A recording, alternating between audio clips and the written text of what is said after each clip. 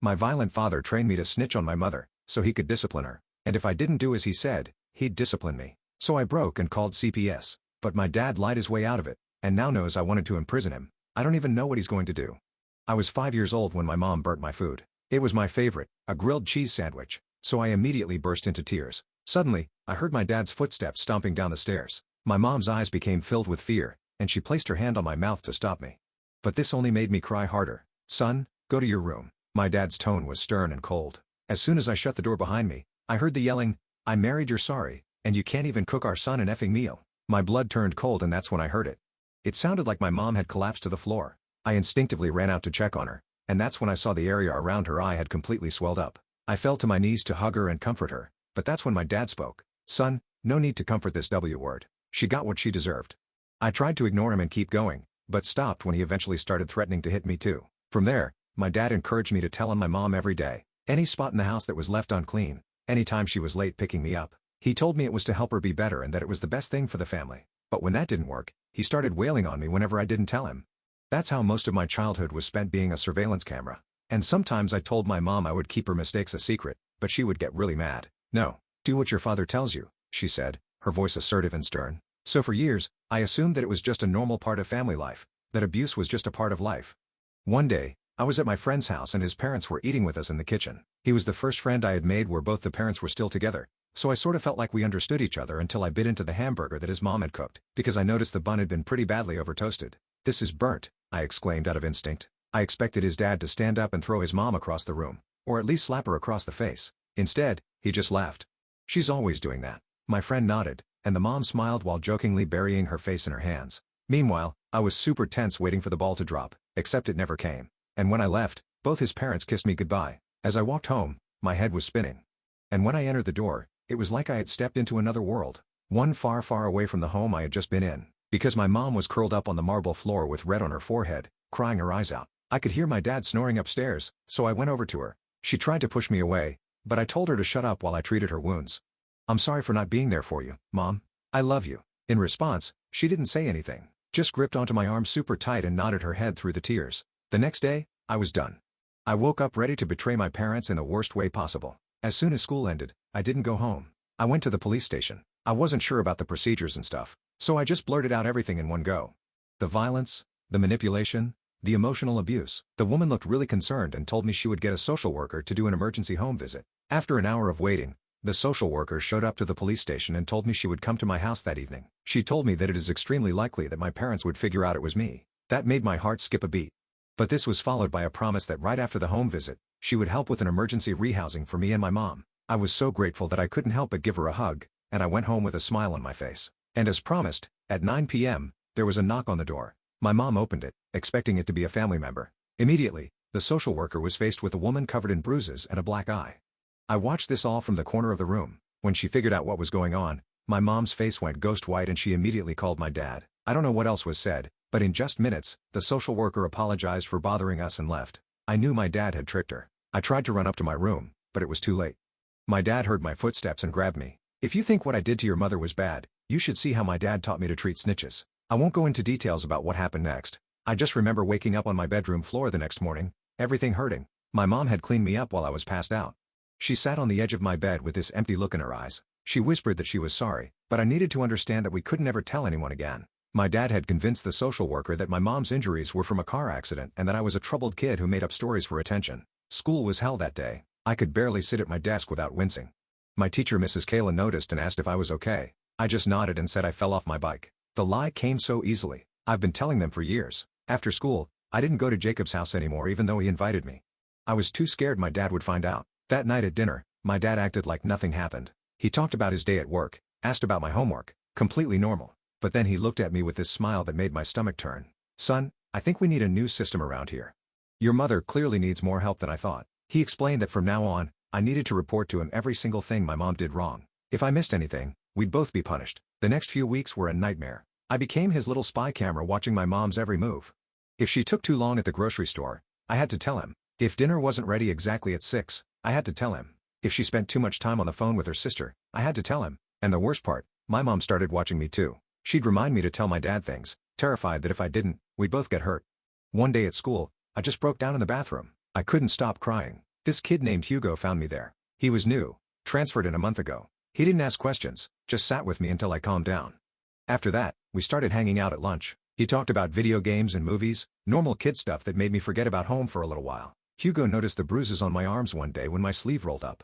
I quickly pulled it down, but he'd already seen. He didn't say anything right away, but the next day, he brought me an extra sandwich his mom had packed. The day after that, he gave me a cool rock he'd found. Small things, but they meant everything to me. About a month after meeting Hugo, I finally told him a little bit about what was happening at home. Not everything, just that my dad got angry sometimes. Hugo didn't freak out like I expected. He just listened, then told me his cousin had been in a similar situation and got help. That was the first time I felt like maybe there was a way out. I started spending more time with Hugo at school, finding excuses to stay late for study groups that didn't exist. My dad was suspicious at first, but when my grades improved, he eased up a little. Those brief moments of freedom kept me going. Hugo became my lifeline, the only person who knew even a fraction of what was happening, but I knew I was walking a dangerous line. My dad had eyes everywhere. He'd randomly show up at school to surprise me, checking who I was talking to. He'd question me about every minute of my day. And at home, the surveillance continued. My mom and I were trapped in this sick game, both trying to protect each other while knowing we couldn't. One day after school, Hugo asked if I wanted to come over to his house. I froze up. I hadn't been to anyone's house since Jacob's, and that experience had changed everything. I made up some excuse about needing to help my mom with something.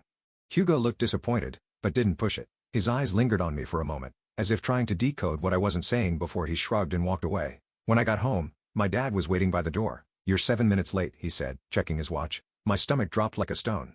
I explained about a teacher keeping us after class, which was actually true for once. He stared at me for what felt like forever, his cold eyes dissecting my expression before nodding. "Go tell your mother dinner better be ready in 20 minutes. His voice was calm, which somehow made it worse. I found my mom frantically chopping vegetables in the kitchen. Her hands were shaking, making the knife slip dangerously close to her fingers with each cut. I whispered that Dad wanted dinner in 20 minutes. She just nodded, not looking up. I noticed a fresh bruise on her wrist, purple and yellow against her pale skin, but didn't say anything. What was the point? Instead, I started setting the table, trying to help without being obvious about it. The clink of each plate against the table felt deafening in the silent kitchen. That night, I lay in bed thinking about Hugo's invitation. A small part of me wanted to go to see what a normal house looked like again, to sit in a living room without measuring every word, every movement. But a bigger part was terrified of what would happen if my dad found out. He'd made it clear after the social worker incident that any attempt to reach out for help would end badly for both me and my mom. I still had the scars to prove it. The next morning at breakfast, my dad announced he'd be home early. "I want to hear about your day, son. Every detail." The way he said it made my skin crawl. Like insects were marching up my spine. I nodded, keeping my eyes on my cereal, watching the flakes slowly turn soggy in the milk. My mom accidentally dropped a spoon, and we both flinched at the sharp clatter. My dad just smiled, taking a slow sip of his coffee. School that day was a blur. Hugo kept talking about some new video game, his hands animated as he described the graphics and gameplay, but I couldn't focus. All I could think about was what would happen when I got home. During lunch, Hugo finally noticed something was wrong. "Dude, you okay? You haven't said like 2 words all day."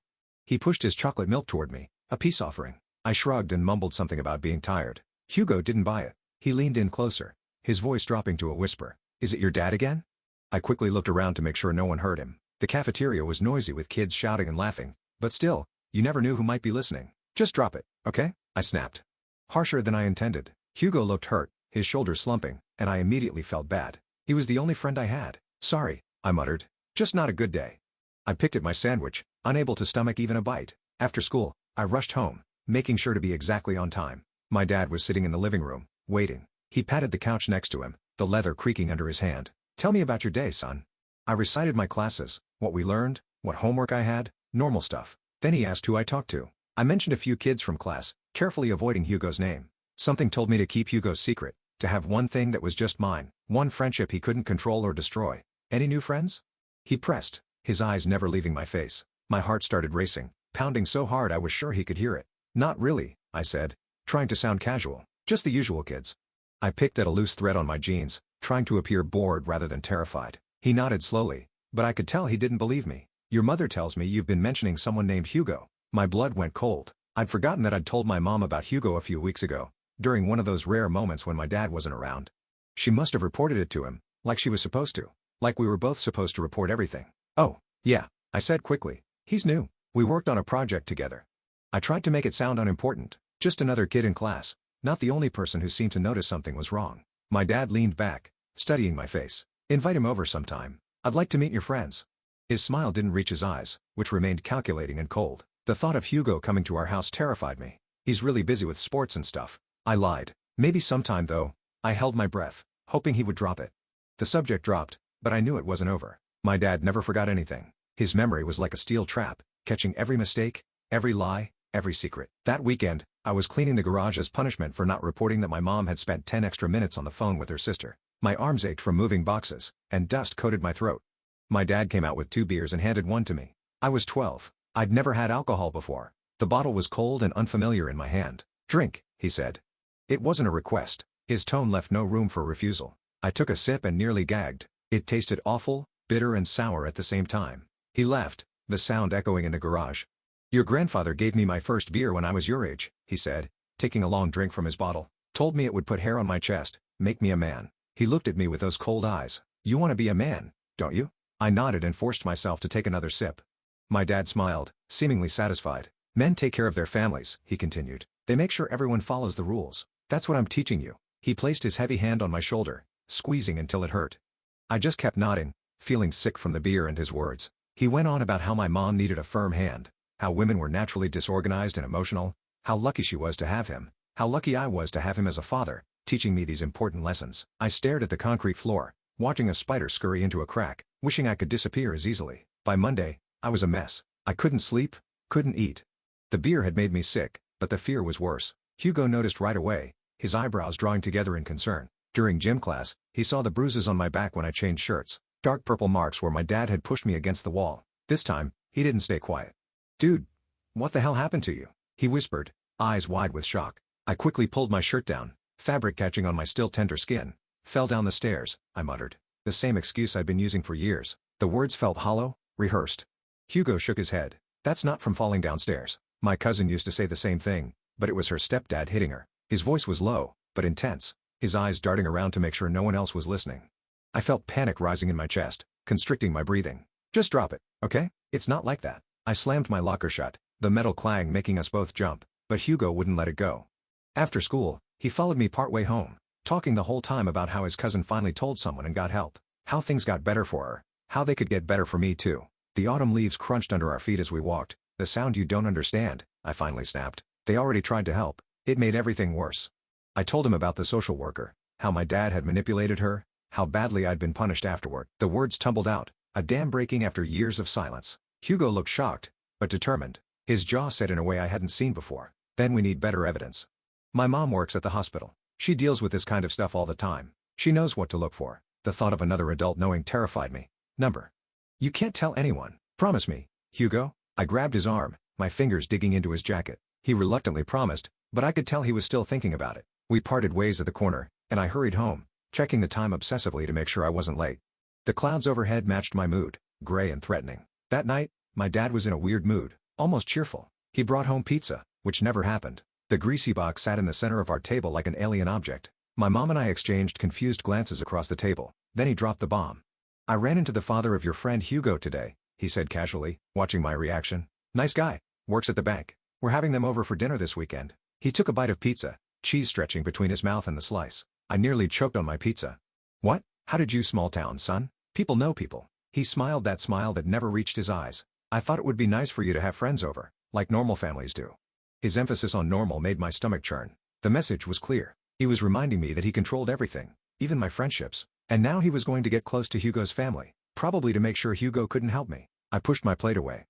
Appetite gone. The next day at school, I frantically told Hugo about the dinner. "You can't come," I insisted. "Tell your parents you're sick or something." My words came out in a desperate rush. Hugo looked confused, his forehead creasing. "Why? Maybe this is good. My parents can see what's happening." I shook my head.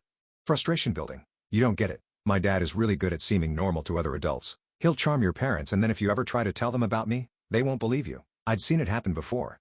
Watched adults fall under his spell, but it was too late. Hugo's parents had already accepted the invitation. They were excited to meet my family. Hugo promised he'd try to get his mom alone to show her my bruises, but I knew it wouldn't work. My dad never left me alone with other adults.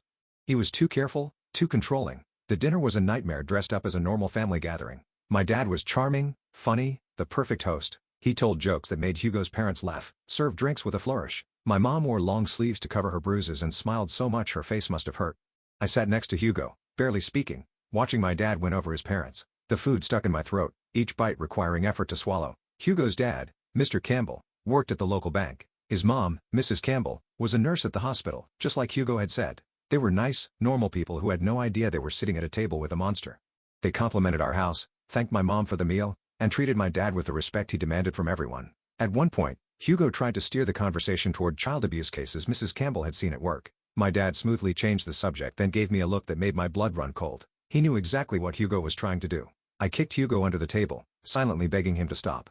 After dinner, while our parents had coffee in the living room, Hugo and I went to my room. "Your dad seems nice," Hugo whispered, looking confused. "Are you sure?" "Yes, I'm sure," I hissed. "That's how he fools everyone. Just drop it, okay? You're making things worse." I paced the small space between my bed and desk, unable to sit still. Hugo looked hurt, his shoulders slumping. "I'm just trying to help." "Well, don't." I was scared and taking it out on him. Deep down, I knew he was just trying to be a good friend, but all I could think about was what would happen after his family left. The punishment that would surely come. When the Campbells finally went home, my dad closed the door behind them and turned to me with that same smile. "Nice family," he said. "Though Hugo seems to have quite an imagination. His father mentioned he's been telling some concerning stories at home." His voice was light, but his eyes were hard as flint. My stomach dropped. Somehow, my dad had already poisoned the well. He'd made Hugo seem unreliable to his own parents. I should have known he would be 3 steps ahead. "Go to your room," he told me. "Your mother and I need to talk." His tone left no room for argument. I went upstairs, but sat at the top of the stairs listening. I heard my dad telling my mom that Hugo was a bad influence, that I wasn't to see him anymore, that if she allowed it, there would be consequences.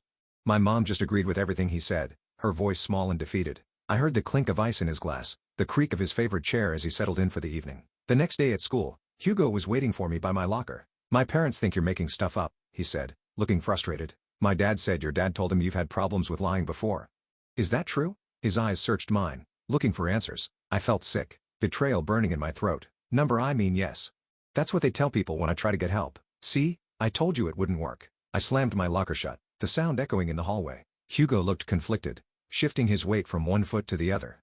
"My mom's a nurse. She'd recognize abuse if she saw it. Not if she never sees it," I said bitterly. "My dad's too smart for that." I turned away, unable to look at the pity in his eyes. Over the next few weeks, my dad systematically destroyed my friendship with Hugo. He told the school counselor that Hugo was a bad influence, requesting we be placed in separate classes. He befriended Hugo's parents, feeding them stories about my behavioral issues and tendency to make up stories for attention. He even suggested I might need therapy. Each move was calculated, designed to isolate me completely. The final blow came when Hugo's parents found some of my texts on his phone where I was describing what my dad did to us. Instead of believing it, they thought I was a troubled kid dragging their son into my problems. They banned Hugo from hanging out with me. The one lifeline I had was severed with surgical precision. At school, Hugo tried to stay friends, but it was hard. We couldn't hang out after school, couldn't text without his parents checking his phone. Eventually, he started hanging out with other kids, giving me sad looks across the cafeteria. I'd watch him laugh with other friends, feeling like I was looking through a window at a life I couldn't have. I was alone again, and my dad knew it. He'd won. His victory was evident in the way he relaxed at home, less vigilant now that my potential ally had been neutralized. My mom grew more withdrawn than ever. She moved through the house like a ghost, doing everything perfectly to avoid punishment. Sometimes I caught her staring at me with this heartbroken look like she wanted to say something but couldn't find the words. Other times, she seemed almost angry with me, like I'd made things worse by trying to get help. The weight of her silent blame was almost as heavy as my dad's punishments.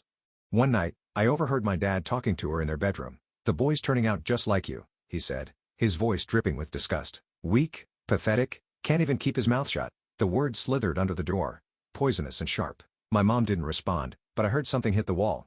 A thud followed by silence. I ran to my room before he could catch me listening, my heart pounding in my ears. The next morning, my mom had a fresh bruise on her cheek, a vivid purple stain spreading across her pale skin. My dad told me it was because I'd been slacking on my reporting duties. "Your mother needs structure," he said, buttering his toast with precise movements. "When you fail to help me provide that, she suffers. Is that what you want?" I shook my head, hating him, hating myself for not being able to stop him. That's when I decided I needed a new plan. If adults wouldn't help me, I'd have to help myself. I couldn't keep living like this, watching my mom fade away, feeling myself disappear a little more each day. I started keeping a journal, hiding it under a loose floorboard in my closet. I wrote down everything, dates, times, descriptions of what my dad did to us. I knew it probably wouldn't help, but it made me feel like I was doing something. Like someday, someone might read it and understand. The pen scratching against paper became my small act of rebellion, a way to preserve the truth he tried so hard to erase. For weeks, I documented everything. The time he threw a plate at my mom because dinner was cold, ceramic shards scattering across the kitchen floor. The time he locked me in the basement for forgetting to report that she'd spent too long on the phone, leaving me in the dark for hours. The time he made me watch while he hit her, telling me this is what happens to women who don't respect their husbands. Each entry was a piece of evidence, a small stone in what I hoped would eventually become a wall of truth. But I got careless. One day, I left the journal out when I went to the bathroom. When I came back, my dad was sitting on my bed reading it. My heart stopped, the world freezing around me. "Interesting stories," he said, flipping through the pages. "Quite the imagination you have." His voice was calm, almost amused. I stood frozen in the doorway as he slowly tore the journal to pieces. "Did you really think this would help?" he asked, letting the scraps fall to the floor like confetti. "Who would believe you over me? I'm a respected businessman.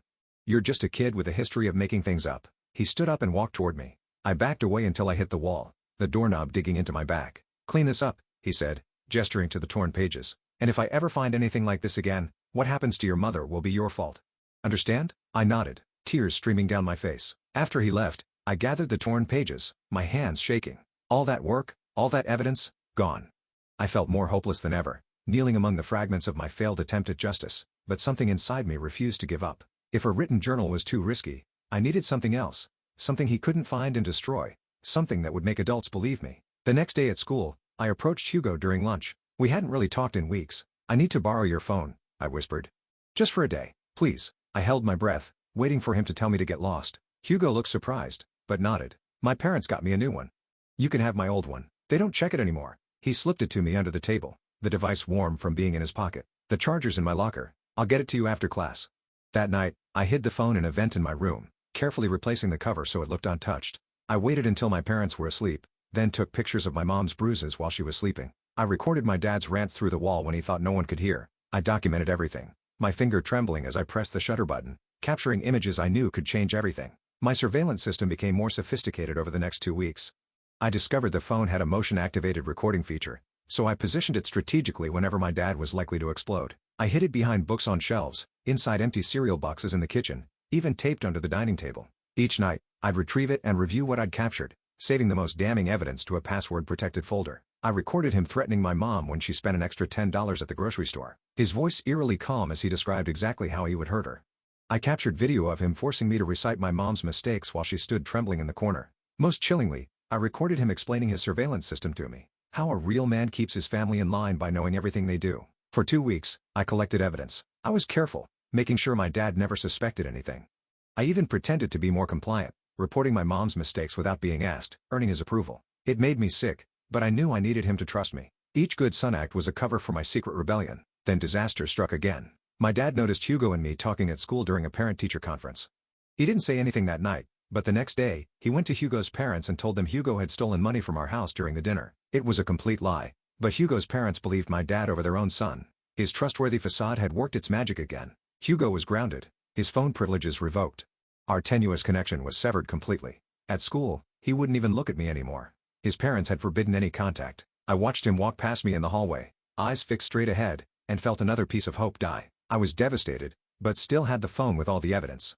I just needed to figure out who to give it to. The social worker who had come before had been easily manipulated. The police might not believe a kid over an adult. I needed someone who would take me seriously, someone my dad couldn't charm or intimidate. Then I remembered Mrs. Kayla, my teacher from earlier that year. She had always been kind, always noticed when something was wrong. She had once asked about a bruise on my arm, and though I'd lied, I remembered the genuine concern in her eyes. Maybe she would help. I approached her after class one day. "Mrs. Kayla, can I talk to you about something important?" My voice was shaking. My hands clenched at my sides to stop their trembling. She looked concerned and nodded. "Of course, sweetheart. What's going on?" She cleared a space at her desk inviting me to sit. I took a deep breath and showed her some of the pictures on the phone. Her face went pale, her hand covering her mouth. "How long has this been happening?" she asked quietly.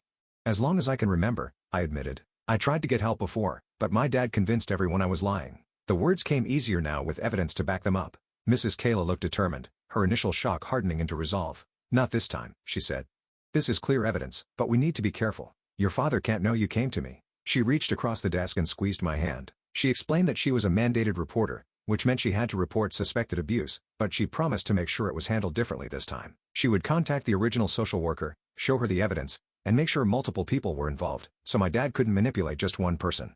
She outlined the plan carefully, making sure I understood each step. For the first time in months, I felt a glimmer of hope. Mrs. Kayla kept the phone for safekeeping and told me to act completely normal at home. "Don't give your father any reason to suspect anything," she warned. "We'll move quickly, but carefully."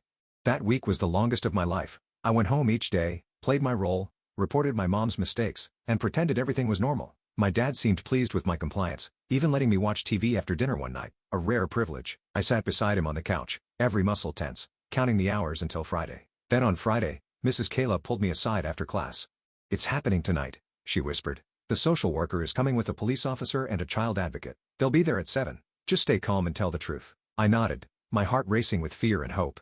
This was our last chance. If it didn't work this time, I didn't know what would happen to us. But for the first time, I dared to imagine a different life, one where my mom and I could breathe freely, where we didn't have to measure every word, every step, where we could be safe. I went home that Friday with my stomach in knots. Every step toward my house felt like walking toward a cliff edge. I kept checking the time on the school clock, calculating how many hours until 7 p.m. The weight of what was about to happen made it hard to breathe normally. My dad was in a good mood when I got home, which somehow made everything worse. He was whistling in the kitchen, making himself a sandwich. My mom was folding laundry, her movements mechanical, her eyes fixed on the clothes like they held some secret code. I noticed fresh bruises on her wrists peeking out from under her sleeves when she reached for another shirt. "Hey, sport," my dad called out, his voice cheerful. "How was school?" He took a bite of his sandwich, mayo catching in the corner of his mouth. "Fine," I mumbled, dropping my backpack by the stairs. I tried to act normal, but my heart was hammering so hard I was sure he could hear it. "Just normal stuff." He nodded, seemingly satisfied with my answer. "Your mom's making pot roast tonight. Your favorite." He winked at me like we shared some special secret, like we were just a normal father and son. I forced a smile and headed upstairs to my room, counting each step. 7 hours until the social worker would arrive. 7 hours of pretending everything was fine. I sat at my desk and pulled out homework, staring at math problems I couldn't focus on. The numbers swam before my eyes, meaningless symbols on a page. Around 6:30, I heard my dad's phone ring. He answered it in the living room, his voice drifting up the stairs. Something about work, a problem he needed to handle. I held my breath, hardly daring to hope. Then I heard the magic words, "Fine, I'll come in, but I won't stay long." His footsteps stomped toward the front door. "I'll be back in an hour. Dinner better be ready." The door slammed, and seconds later, his car engine roared to life in the driveway. I ran to the window, watching his taillights disappear down the street. I couldn't believe our luck. Mrs. Kayla must have arranged this somehow, getting him out of the house before the social worker arrived. I raced downstairs to find my mom. She was in the kitchen, checking the pot roast in the oven. "Mom," I said, my voice urgent, "someone's coming to help us." At 7 social worker and police. Her face went white, the oven mitt slipped from her hand falling to the floor with a soft thud. "No," she whispered. "No, no, no. You know what happened last time. You know what he'll do to us." I grabbed her hands, forcing her to look at me. "It's different this time. I have proof. Real proof he can't talk his way out of." I explained about the phone, the pictures, the recordings. Her eyes widened with each word. "He'll call us," she whispered. But I could see something else fighting through the fear. A tiny spark of hope, fragile, but real. "No, he won't," I said, trying to sound more confident than I felt. "Not this time." At exactly 7 p.m., the doorbell rang. My mom froze, her hands gripping the counter so hard her knuckles turned white. I took a deep breath and went to answer it. Standing on our porch was the same social worker from before, Miss Deborah, but this time she wasn't alone. A police officer stood beside her along with another woman who introduced herself as Salem, a child advocate. Behind them, parked across the street, I spotted Mrs. Kayla in her car watching. She gave me a small nod of encouragement. "Hello again," Miss Deborah said, her expression serious. "May we come in?" I nodded and stepped back, letting them enter. My mom appeared in the hallway, trembling visibly. The social worker's eyes immediately went to the bruises on her wrists, now fully exposed. "Mrs. Johnson," she said gently, "we need to talk." The next hour was intense. We sat in the living room while I showed them the pictures and played the recordings. My mom cried silently, tears streaming down her face as the evidence of our nightmare was laid bare. The police officer, Officer Drew, took notes and asked questions in a calm, steady voice. Salem sat next to me on the couch, occasionally placing a reassuring hand on my shoulder. "Why didn't you tell me the truth last time?" Miss Deborah asked my mom, her voice gentle but firm. My mom stared at her hands. "He said he'd take my son away, said no one would believe me anyway." Her voice was barely audible. "And he was right." "You didn't." Miss Deborah looked genuinely remorseful. "I made a mistake," she admitted. "But we're here now, and we're not leaving until you're both safe." Just as Officer Drew was explaining what would happen next, we heard it. The sound of tires on the driveway, a car door slamming. My dad was back early. My blood turned to ice. "He's home," I whispered, panic rising in my throat. Officer Drew immediately stood up, positioning himself between us and the door. "Stay calm," he instructed. "Let me handle this." The front door swung open, and my dad stepped in. He froze at the sight of strangers in his living room. For a split second, confusion crossed his face. Then his eyes landed on me, and I watched the realization dawn. His expression hardened into something terrifying. "What the hell is this?" he demanded, his voice deceptively calm. He looked at my mom. "What did you do?" Before she could answer, Officer Drew stepped forward. "Sir, I'm Officer Drew with the county police. "We're here investigating reports of domestic abuse." My dad's face transformed instantly. The rage replaced by a look of concerned confusion. It was the same act I'd seen 100 times. "There must be some mistake," he said, his voice smooth and reasonable. "My son has a history of making up stories for attention." "His therapist?" "I don't have a therapist," I interrupted, my voice shaking but determined. "That's just another lie." My dad's eyes flashed with anger before he controlled his expression again. "See what I mean? The boy needs help." Officer Drew remained unmoved. "Sir, we have photographic evidence and audio recordings that suggest otherwise." For the first time, I saw genuine fear flicker across my dad's face. He hadn't expected this. He was used to being believed to charming his way out of trouble, but pictures didn't lie. Recordings couldn't be manipulated with a smile and a reasonable explanation.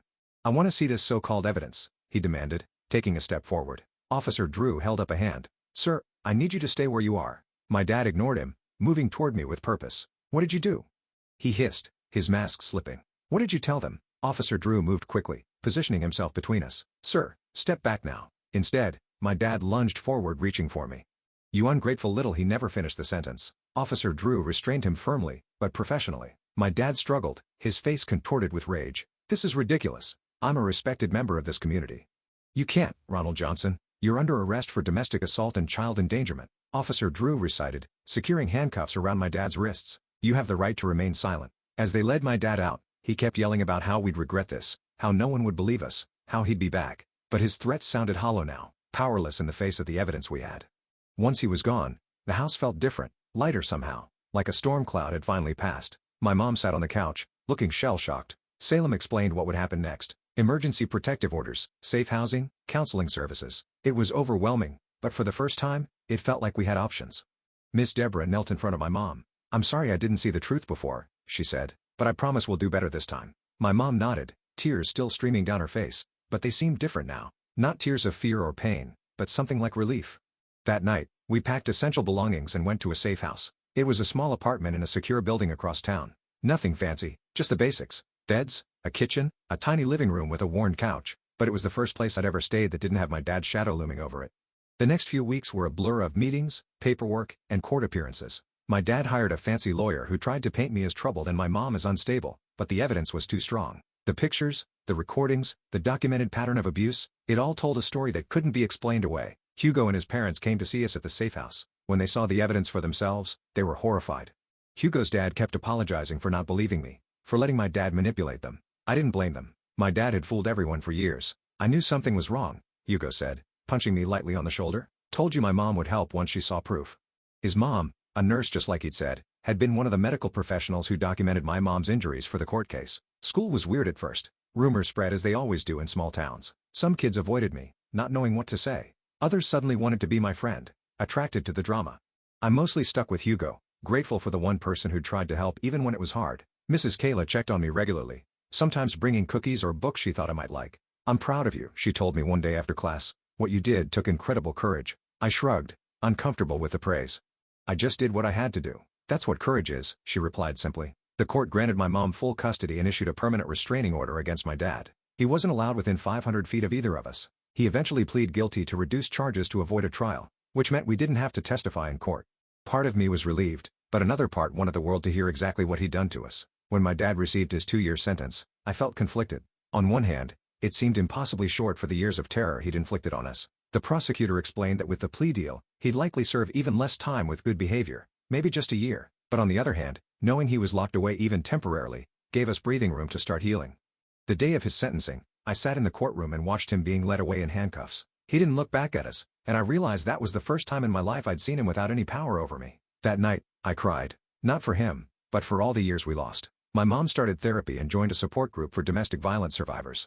Slowly, I watched her change. She stood straighter, spoke louder, started making decisions without looking over her shoulder for approval. She even got a job at a local bookstore, something my dad would never have allowed. I started therapy too. It was awkward at first. I wasn't used to talking about feelings or admitting when things hurt. My therapist, Dr. Natalie, was patient. She explained that recovery wasn't linear, that some days would be harder than others. She was right about that. Some nights, I still woke up in a cold sweat, convinced I heard my dad's footsteps on the stairs. Some days, I caught myself watching my mom for signs of bruises that weren't there anymore. Old habits died hard. 3 months after we left, my mom and I moved into our own apartment. It was small but bright with windows that let in actual sunlight. My mom painted the living room yellow, a color my dad would have hated. I got to choose the color for my bedroom. Blue. like the sky. We bought secondhand furniture that didn't match and hung pictures on the walls without measuring the exact distances between them. One night, I found my mom sitting on our tiny balcony, looking at the stars. I sat down beside her and she put her arm around me. "Are you okay?" I asked. It was a question I'd started asking a lot, still half expecting her to hide the truth. She smiled, a real smile that reached her eyes. "Not completely, not yet, but I'm getting there." She squeezed my shoulder. "We both are." And she was right. We were getting there, one day at a time. There were still hard days, still moments when the past felt too close. But for the first time in my life, I wasn't afraid to come home. For the first time, it actually felt like home. My dad eventually got sentenced to 2 years, though he'd probably get out earlier with good behavior. Sometimes I worried about what would happen when he got out, but my mom reminded me that we were stronger now. We had support, evidence, and most importantly, we had each other. Last week, Hugo came over for a sleepover. We stayed up late playing video games and eating junk food, normal kid stuff. At one point, his mom called to check in, and I heard him tell her everything was fine. Just a regular night at a friend's house. Nothing special, except it was special to me. Every ordinary moment felt like a miracle after years of walking on eggshells. Every boring normal day was a victory. I'm 13 now. Sometimes it's hard to believe that just a year ago, I thought abuse was normal. That I thought families were supposed to hurt each other. Now I know different. Now I know what home is supposed to feel like. Safe.